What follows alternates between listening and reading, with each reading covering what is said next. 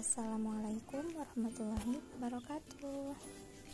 Hai semuanya, perkenalkan, nama saya Popon dengan NIM 2010045 dari kelas 1 DPG SD UPI Kampus Tasikmalaya. Di sini saya akan membuat sebuah video praktik mengajar yang merupakan tugas dari mata kuliah pembelajaran IPS di SD kelas awal dengan dosen pengampu Bapak Dr. Andes Haji Sumardi MPD dan Bapak Pidi Muhammad Setiadi SPD MPD. Selamat menyaksikan.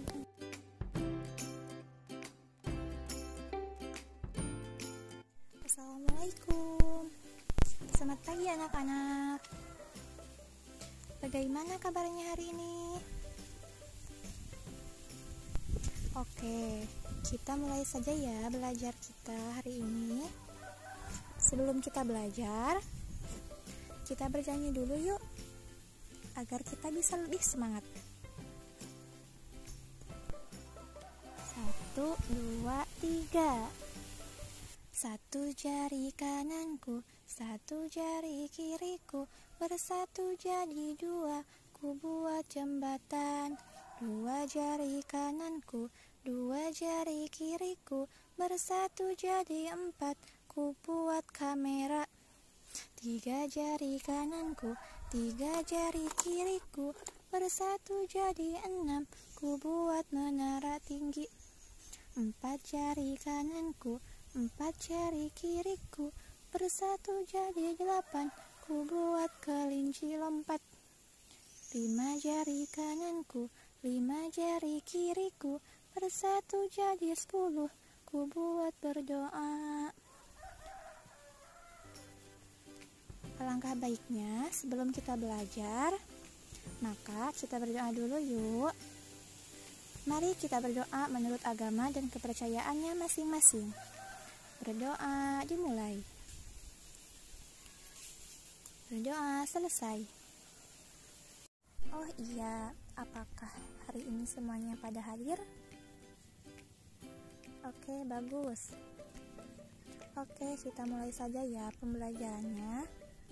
Silahkan kalian buka buku paketnya halaman 51 ya.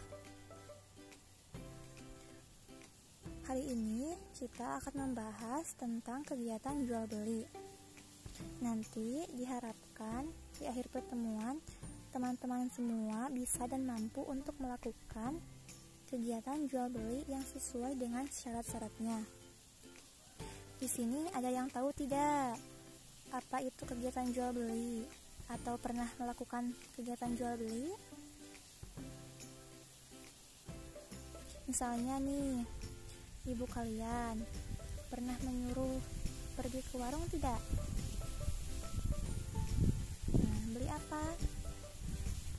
Nah, itu merupakan contoh kegiatan jual beli. Kenapa kita harus membeli barang tersebut ke warung? Karena barang tersebut kita tidak dapat mengolahnya. Jadi kita harus membeli dari warung terdekat. Jadi yang dimaksud jual beli itu yaitu kegiatan untuk mendapatkan barang di mana barang tersebut harus ditukar dengan sejumlah uang. Caranya bagaimana? Misalnya nih,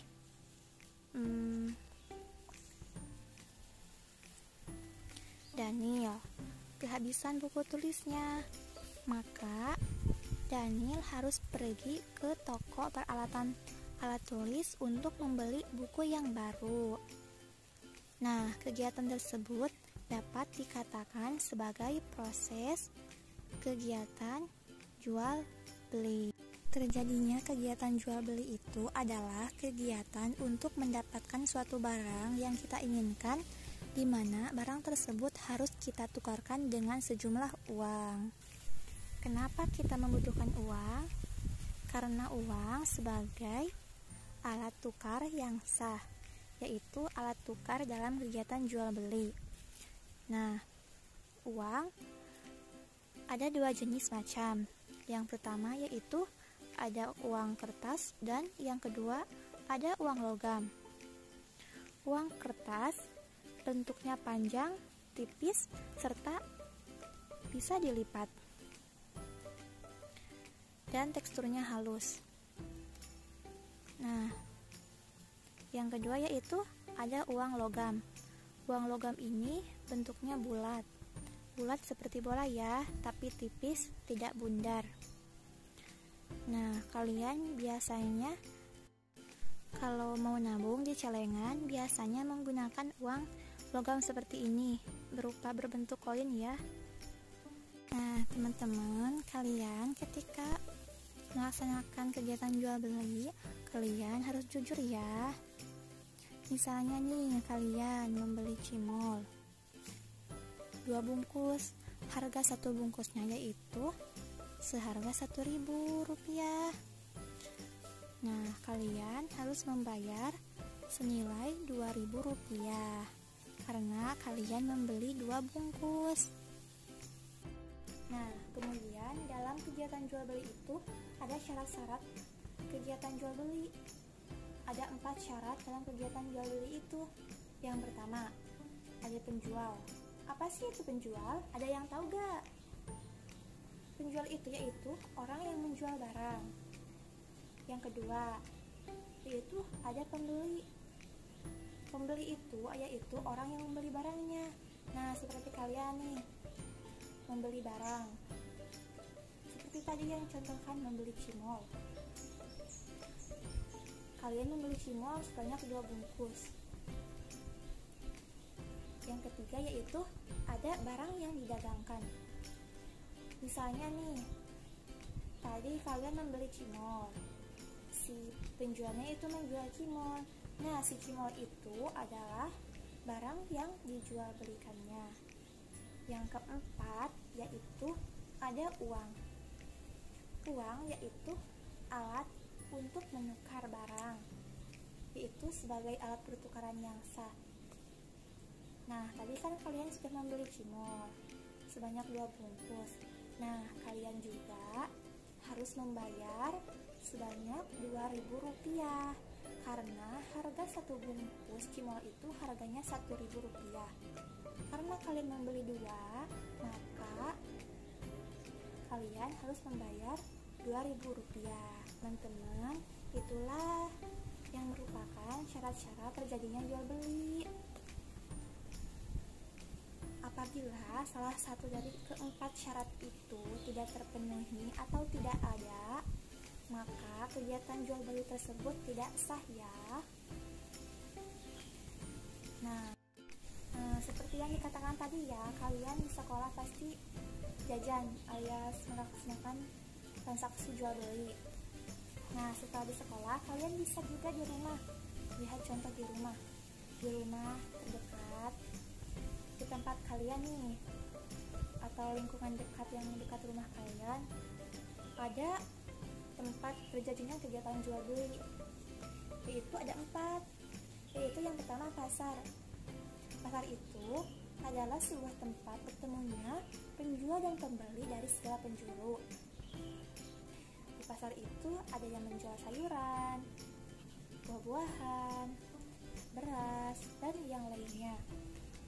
Nah, pasar juga memiliki 2 jenis. Apa saja itu? Yang pertama yaitu ada pasar tradisional, dan yang kedua ada pasar modern. Kemudian yang kedua ada swalayan. Apa sih itu swalayan? Swalayan yaitu sebuah minimarket yang di dalamnya barang-barang tersebut tidak bisa ditawar lagi karena sudah tertera ada harganya.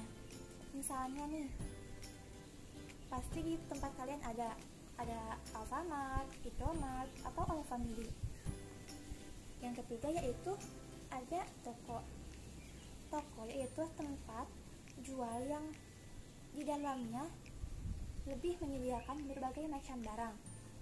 Tapi ada juga yang hanya menyediakan satu barang. Misalnya nih, ada toko peralatan listrik, toko bangunan, toko mainan, dan lainnya. Nah, yang terakhir ada warung.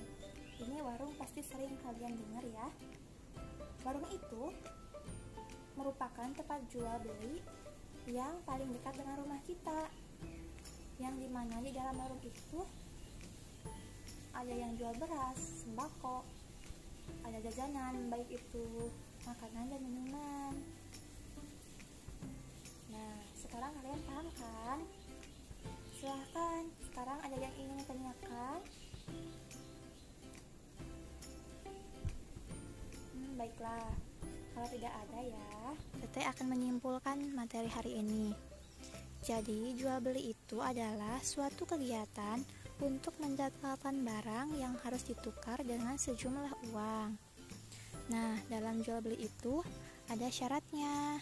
Ada 4 syarat dalam terjadinya jual beli, yaitu ada penjual, pembeli, barang yang dijual, dan yang terakhir adalah uang. Kemudian, dalam jual beli itu juga ada tempat-tempat terjadinya jual beli.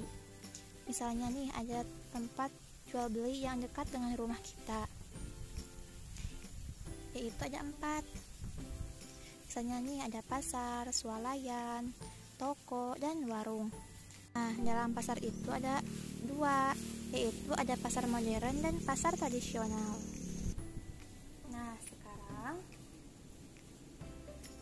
Ibu akan beri pertanyaan 3 soal ya. Kalian kalau bisa menjawab bisa acungkan tangan, oke? Yang pertama, soalnya yaitu orang yang menjual barang disebut A. penjual, B. pembeli, C. produsen, D. konsumen.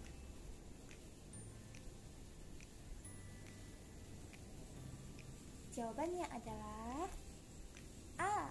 penjual. Kenapa disebut penjual? Karena penjual itu yaitu orang yang menjual barang dagangannya kepada pembeli, jadi disebut dengan penjual. Yang kedua, pertanyaannya yaitu orang yang membeli barang disebut A. penjual, B. pembeli, C. produsen, D. konsumen. Ayo, ada yang tahu gak nih? Jadi jawabannya adalah B. pembeli. Kenapa pembeli? Karena pembeli itu orang yang membeli barang dagangan dari si penjual. Yang terakhir nih, ada berapa syarat dalam kegiatan jual beli? Yang A ada 3, B 4, C 5, D 2. Ayo, ada berapa?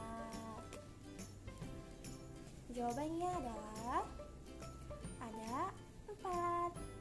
Jadi syarat-syarat terjadinya jual beli itu ada 4 ya anak-anak, yaitu ada penjual, pembeli, barang yang dijual belikan, dan ada uang. Nah, kalian bisa membaca buku di rumah untuk mengetahui lebih lanjut ya. Judul bukunya yaitu Ilmu Pengetahuan Sosial, karya Inoki Wasis Jatmiko dan Mariono Sandui, halaman 105 sampai 120. Kalian bisa baca atau lihat-lihat aja ya. Mungkin cukup sekian ya anak-anak. Semoga apa yang kita sampaikan dapat dimengerti dan juga dipahami. Dan jangan lupa bukunya dibaca lagi di rumah ya. Sebelum kita menyelesaikan pembelajaran, kita berdoa lagi ya. Berdoa mulai. Doa selesai. Oke, kali ini cukup sampai di sini ya anak-anak.